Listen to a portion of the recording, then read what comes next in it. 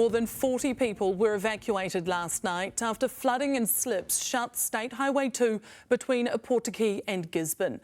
Vehicles became trapped between multiple slips in the Waiaweka Gorge following heavy rain. And by midnight, police say helicopters had airlifted out dozens of motorists forced to leave their cars behind.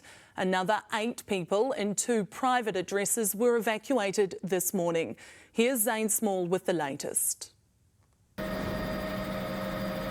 Carl Butler filmed this from the chopper that rescued him and other motorists last night after their vehicles became trapped between multiple slips in the Waiaweka Gorge. Certainly everyone in our group were more than happy to be flying out, and it was quite an experience. We caught up with Carl in Auckland this afternoon after he travelled up from Ōpōtiki, where he'd been evacuated to. We had to pay for the helicopter. We were told sort of $1,500 for a flight for 4 people, so it worked out about $375 each, which was quite acceptable to us.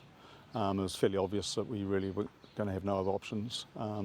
And I think at that stage it was also becoming clear that there was no way that we're going to get in on the Gisborne side either. Police say by midnight more than 40 people had been evacuated by helicopter, some rescued by the Defence Force, taking refuge at evacuation centres in Matawai and Ōpōtiki. The first helicopter that we actually saw came in, had a power lines representative on board because there was a power outage, and they were resolving that, and then we had discussions with them at that stage, and the helicopter pilot said, well, we can come back and pick you up.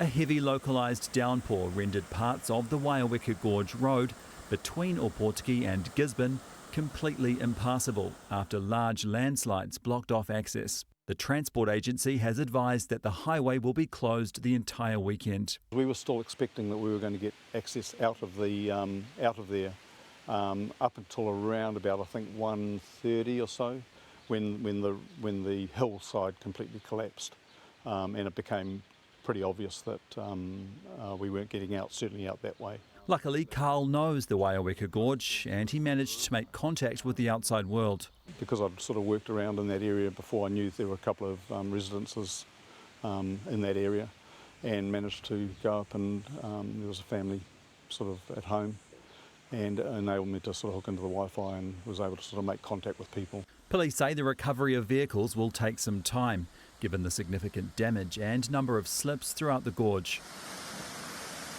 But they say at least nobody was hurt.